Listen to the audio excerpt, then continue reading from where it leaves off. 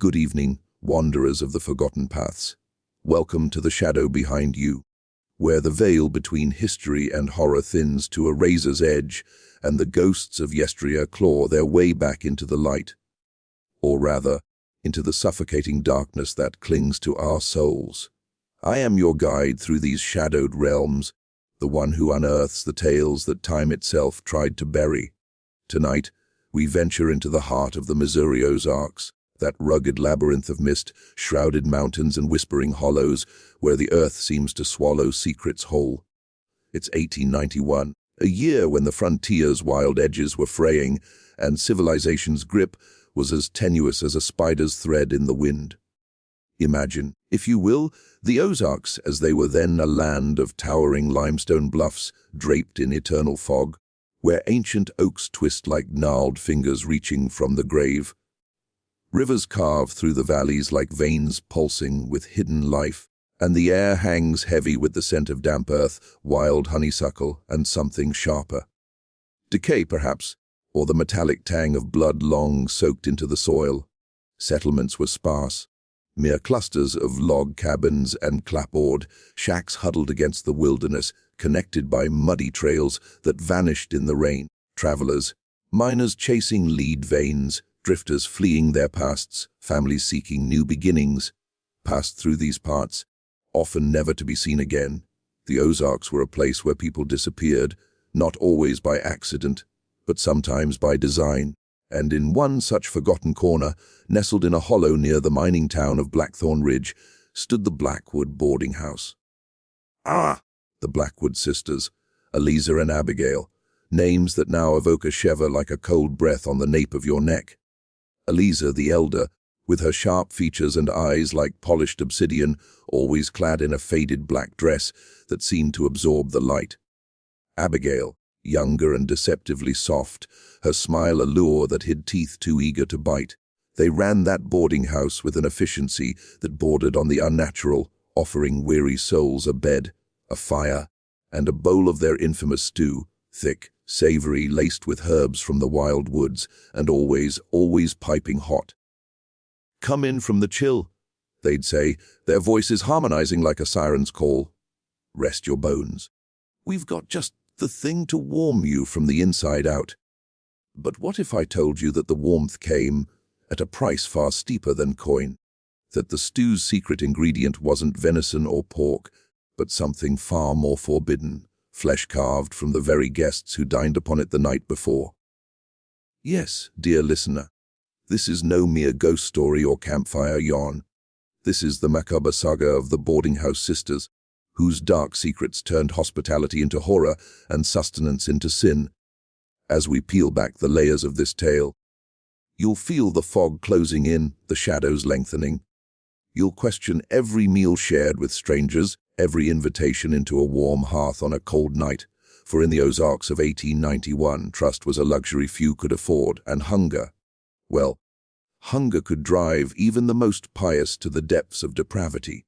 Let me paint the scene more vividly to draw you deeper into this web. Picture a stormy evening in late autumn, the kind where thunder rolls like distant cannon fire and lightning splits the sky, illuminating the jagged silhouettes of the hills. A lone traveler, let's call him Jeremiah Cole, a prospector with dust-caked boots and a satchel heavy with dreams of striking it rich in the lead mines. He stumbles upon the Blackwood boarding house after hours lost in the mist. The house itself is a relic 2 stories of weathered timber, its windows glowing with lantern light like eyes peering from the dark. Smoke curls from the chimney, carrying the aroma of simmering meat and spices, rosemary, thyme, and something richer, almost gamey. Jeremiah knocks, and the door creaks open to reveal Eliza, her face a mask of welcoming calm. "Poor soul," she coos, "you look half frozen." Come in, come in." Abigail's just put the pot on. He enters, shedding his wet coat, unaware that he's stepping into a lair. The parlor is cozy, too cozy. Faded wallpaper peeling at the edges, a fire crackling in the hearth, casting flickering shadows that dance like specters. Abigail serves the stew in a chipped bowl, her hands steady, her eyes averted. Jeremiah eats heartily, praising the flavor, the tenderness of the meat. "What's your secret?" he asks between spoonfuls. The sisters exchange a glance, a silent communion. "Family recipe," Abigail replies, her voice a whisper of silk over steel. That night, as Jeremiah retires to his room upstairs, he feels a strange heaviness settle over him, a drowsiness that pulls him under like quicksand. He never wakes, or rather, parts of him do, but not in the way you'd hope. By morning, his body is gone, disassembled in the root cellar below, his flesh mingling with the potatoes and carrots in the next batch of stew. His bones, buried in the woods, where the roots of ancient trees would entwine them, hiding the evidence from prying eyes. And his satchel, emptied of its meager valuables, added to the sisters' growing hoard. This, my friends, was the routine, a cycle of invitation, intoxication, slaughter, and sustenance. But how did it begin? What twisted path led two sisters to such abomination? As we delve into this narrative, remember, the Ozarks have always been a cradle for the uncanny. Native legends speak of spirits that lure the lost, of shape shifters in the mist. European settlers brought their own folklore, witches brewing potions in hidden caves, outlaws vanishing into the hills. In 1891, the region was booming with mining, yet poverty gnawed at the edges. Families scratched out livings from unforgiving soil, and isolation bred desperation. The Blackwood sisters, orphaned young and shunned by society for their eccentric ways, turned that desperation into something monstrous.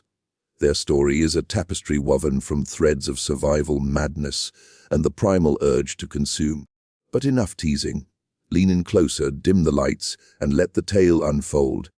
Feel the chill creep up your spine as we step back in time to the very roots of this horror. For once you hear it, you may never look at a steaming bowl the same way again. The shadow behind you grows longer and hungrier. Now, let us descend into the heart of the story, where the mist thickens and the truth emerges like bones from shallow earth.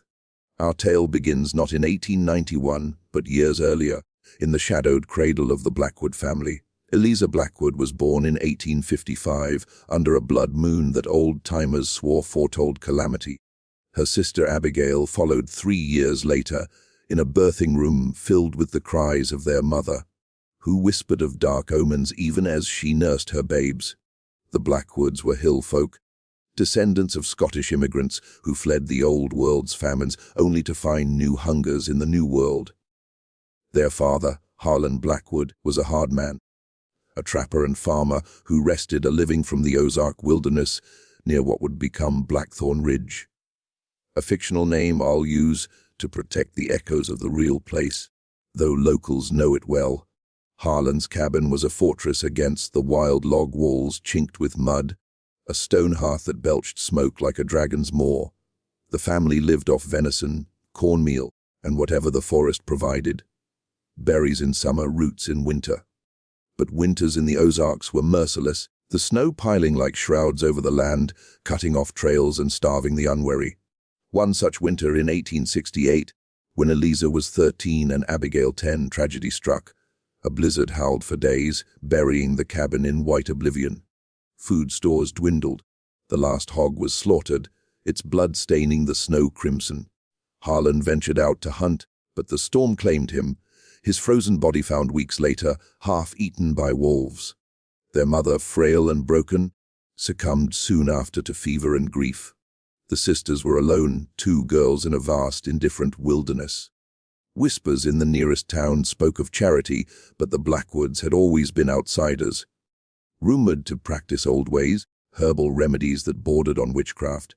No one came. Hunger set in, a gnawing beast that clawed at their bellies. They foraged, trapping squirrels and boiling bark for broth, but it wasn't enough. Then, one fateful night, a stranger knocked. A drifter caught in the thawing spring, seeking shelter. He carried provisions, salted meat, hardtack. The sisters let him in, their eyes hollow with need. What happened next is lost to time's merciful fog, but legend holds that the drifter never left. His meat sustained them through the lean days, not the salted kind, but something fresher. Eliza, ever the pragmatic one, is said to have wielded the axe, while Abigail prepared the pot. It was survival, they told themselves, a sin born of necessity. but sin, once tasted, lingers on the palate. The sisters emerged from that winter changed, their bond forged in blood, their appetites awakened. By 1880, they had inherited the family land and built the boarding house, a modest affair with 6 rooms upstairs, a parlor, kitchen, and that infamous root cellar. Blackthorn Ridge was growing, thanks to lead mines burrowing into the hills like greedy fingers. Workers flooded in, Irish immigrants, freed slaves, desperate farmers turned laborers. The boarding house became a haven for these transients, offering cheap lodgings and hearty meals. Eliza managed the books, her ledger a meticulous record of arrivals, but not departures. Abigail cooked, her stews gaining renown. Best in the Ozarks, miners would say, wiping their bowls clean. Little did they know the secret spice was belladonna, laced tea served before bed to ensure a deep, final sleep. Let's follow one such guest to illustrate the sisters' method. Take Elias Thorne, a young miner from St. Louis, arriving in spring 1885. The trail to Blackthorn was treacherous, winding through dense forests where sunlight filtered in shafts like divine judgment. Elias, weary from the journey, spotted the boarding house sign swaying in the breeze. Blackwoods, rest for the weary. He tethered his mule and knocked. Eliza answered, her smile thin as a blade. Room for one more, she said, ushering him in. The air inside was thick with the scent of stew simmering, onions, carrots, and that mysterious meat, tender and flavorful. Over dinner the sisters chatted amiably. Abigail, with her auburn hair pinned back, served generous portions. From our own smokehouse, she explained. Elias ate voraciously, complimenting the taste. As night fell, they offered tea to settle the stomach. He drank, feeling warmth spread, then lethargy. Upstairs, in a room with a quilted bed and a single candle, he drifted off. In the wee hours, the sisters crept in. Eliza with a hammer, Abigail with rope. A swift blow, a muffled struggle, and Elias was dragged to the cellar. The cellar, oh, what a chamber of horrors. Stone walls slick with moisture, hooks hanging from beams like skeletal fingers. There they butchered with practiced efficiency. Eliza carving, Abigail seasoning. Bones went to the woods, buried under ferns. Organs fed to hogs in the pen out back, and the choice cuts into the stew pot, mingling with vegetables to mask the origin. By morning the house was pristine, Elias's belongings pawned or hidden. Another traveler would come, none the wiser, but rumors stirred.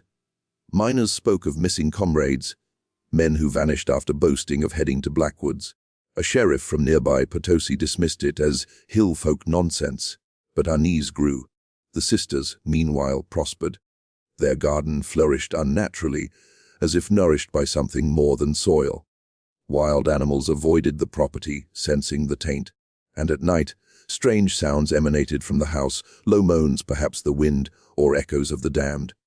As the years ticked toward 1891, the killings escalated. The mines boomed, bringing more victims. A family of 4 en route to Arkansas stopped one fateful night.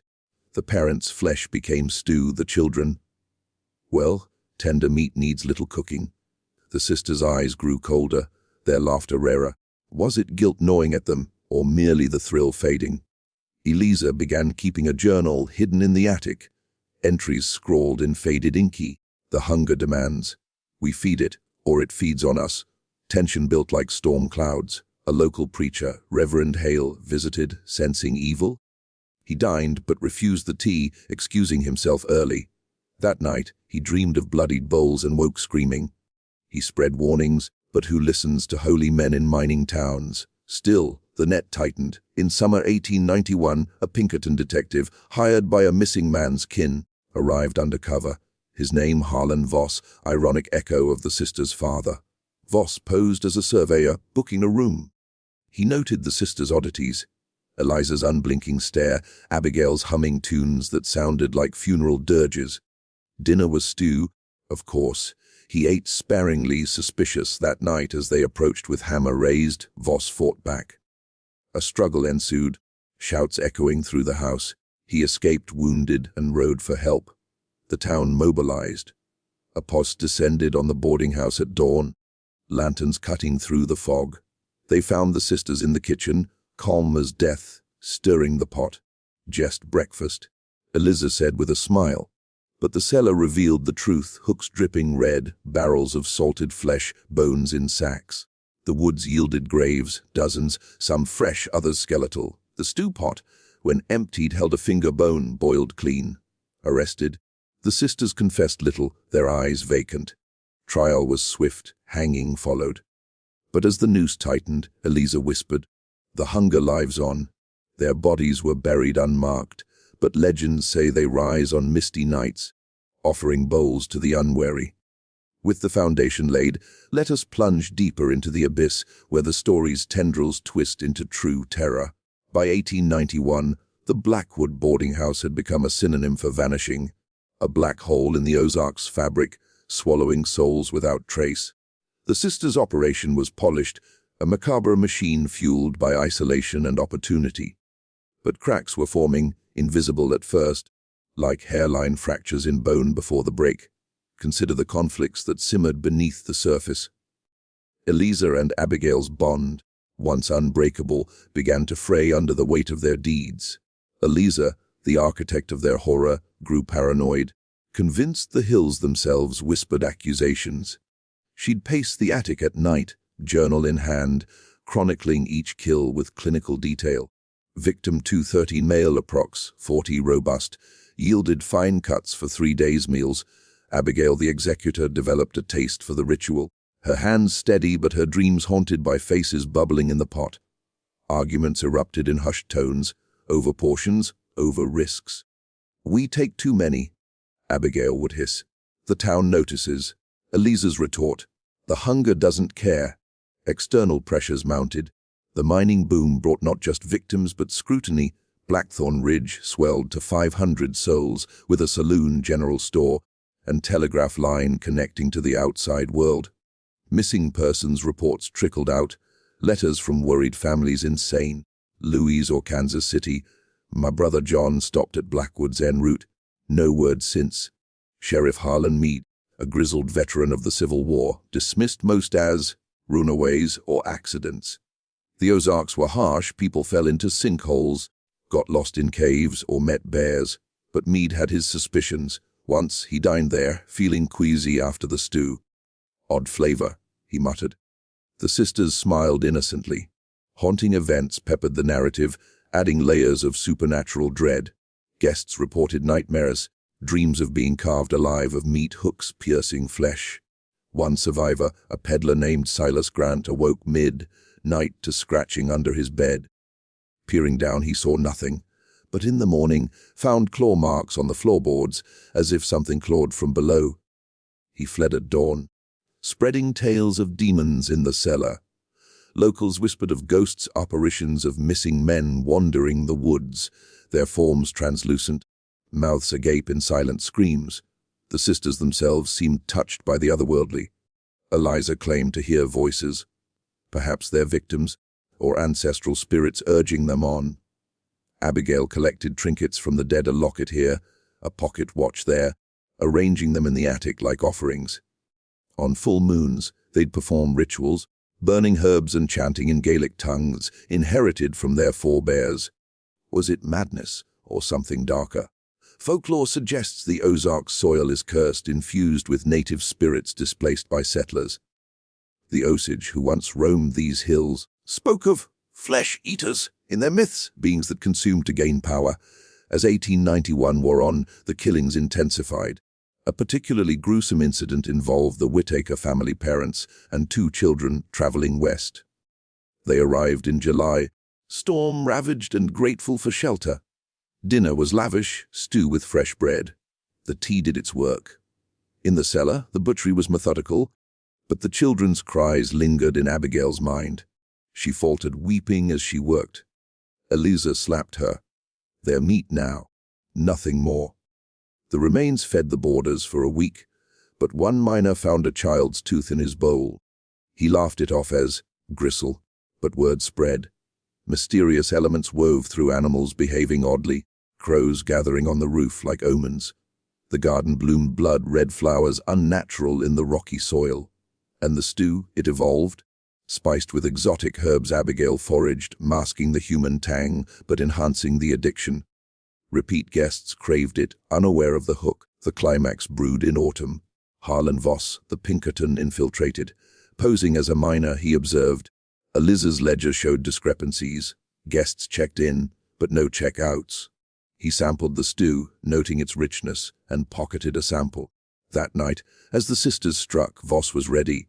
He'd swapped the tea with water. A fight hammer swung, knife drawn. Voss shot Abigail in the arm, fled downstairs. Eliza pursued, axe in hand. In the parlor, amid overturned furniture, Voss barricaded the door and shouted for help. Neighbors, alerted by gunshots, arrived. The posse's raid was chaos. Torches illuminated the house's facade, casting elongated shadows. Inside, blood smeared the floors. The cellar's horrors, limbs in brine, heads staring from shelves. The woods dig unearthed 47 bodies, some partial, dating back years. The sisters, cornered, fought like cornered beasts. Abigail lunged with a cleaver. Eliza hurled pots of boiling liquid. Subdued, they were chained. Interrogations revealed fragments. Childhood starvation was the spark, cannibalism as survival turned habit. The flesh sustains, Eliza intuned. It binds us to the earth. Abigail sobbed. We couldn't stop. It called to us. Trial in Potosi was a spectacle. Crowds jeering. Preachers decrying Satan's work. Guilty verdicts, hangings on a crisp October morning. As the trapdoor dropped, a flock of crows descended, cawing madly. But death didn't end it. The boarding house burned that night, flames licking the sky. Arson? Or spectral vengeance? Ruins stand today, overgrown, where hikers report chills, whispers, the scent of stew on the wind. To truly grasp the chill of the Blackwood sisters' tale, we must excavate the historical bedrock upon which it rests, a blend of fact, folklore, and the unforgiving realities of 19th century Ozarks life. This region, spanning southern Missouri and northern Arkansas, was no idyllic paradise but a frontier crucible where human nature was tested against nature's indifference. Let's explore this context, layer by eerie layer, to see how such darkness could flourish. First, the Ozarks in the late 1800s, a geologically ancient highland, its karst topography riddled with caves, sinkholes, and springs. Settlement began in earnest after the Louisiana Purchase in 1803, with waves of Scotch, Irish, German, and English immigrants drawn by cheap land. By 1891, the population hovered around 200 Zallos, and in Missouri's portion, clustered in small towns like Potosi, known for lead mining since the 1700s. Mining boomed post-Civil War, with companies like the St. Joseph Lead Company extracting Galena ore. This influx of laborers, often transient, single men, created perfect prey for predators like the Blackwoods. Isolation was key. Roads were rudimentary, communication slow. A missing miner, assumed lost to accidents or desertion. Economic hardship fueled desperation. The Ozarks' thin soil yielded poor crops. Families subsisted on subsistence farming, hunting, and foraging. Famines weren't uncommon. Winters like the one that orphaned the sisters were real threats. Historical records note starvation cases, with some turning to extreme measures. While documented cannibalism in the Ozarks is rare, parallels exist. The Donner Party of 1846 in the Sierras showed how isolation breeds horror. Closer, rumors of woods people or feral clans persisted, like the Potosi cannibals, mentioned in folklore, a supposed family living off human flesh in the deep woods. Though likely exaggerated, these tales reflect fears of the untamed wild. Cultural folklore enriched this soil for terror. The Ozarks were a melting pot of traditions. Native American legends from the Osage and Quapaw spoke of Wendigos, cannibal spirits possessing the hungry. European settlers imported witch lore, with granny women practicing herbalism that blurred into sorcery. Books like Vance Randolph's Ozark Magic and Folklore's 1947 collect tales of shape-shifters, ghosts, and flesh-eaters. The Ozark Howler, a cryptid beast with a cry like a dying man, haunted the nights. Web de 14 Webindasig. Bald Nobers, a vigilante group active 1885-1889, enforced law with hooded raids and hangings, creating an atmosphere of paranoia. In Taney County, they lynched over 30, mirroring the sisters' unchecked crimes. Boarding houses themselves were cultural fixtures. hubs for travelers in a pre-hotel era. But they carried dark reputations. The Bender family of Kansas 1870s ran an inn where they murdered guests with hammers, burying bodies in an orchard. Rumors of cannibalism swirled, though unproven. Similar stories dot history. Homer's Murder Castle in Chicago 1893 echoed the trapdoor horrors in Missouri. Whispers of haunted boarding houses abound. The Blackwood tale fits this mold, perhaps inspired by real vanishings. YouTube chronicles like K. Webby Do, Webby 1, Web 50 recount Ozark cannibal cases, blending fact with sensation. Gender roles add eeriness. Women like the Blackwoods subverted expectations.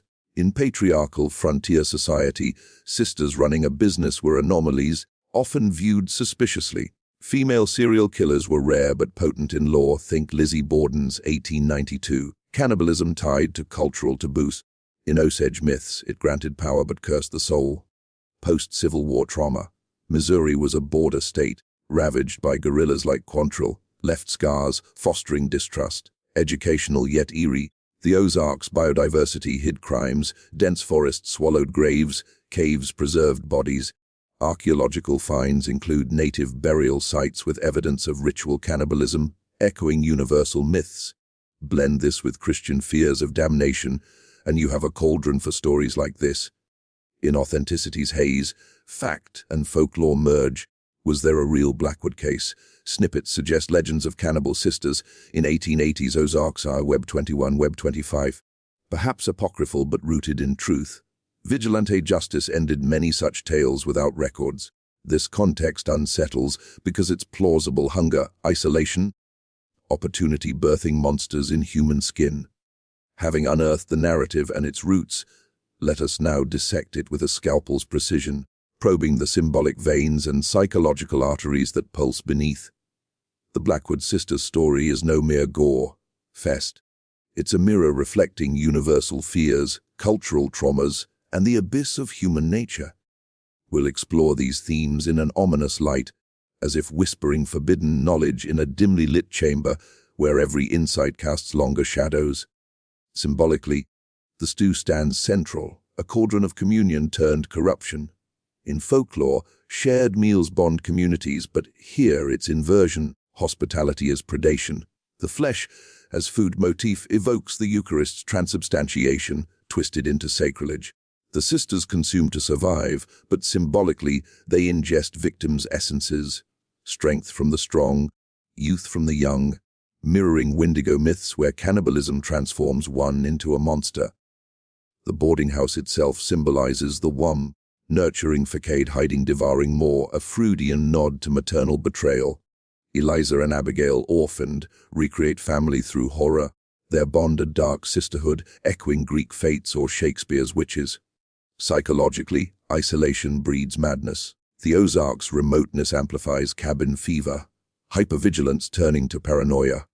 Eliza's journal suggests dissociative coping, viewing victims as mate dehumanizes, a mechanism seen in serial killers like Ed Gein. Abigail's tears hint at conflict, perhaps Stockholm-like attachment to the routine.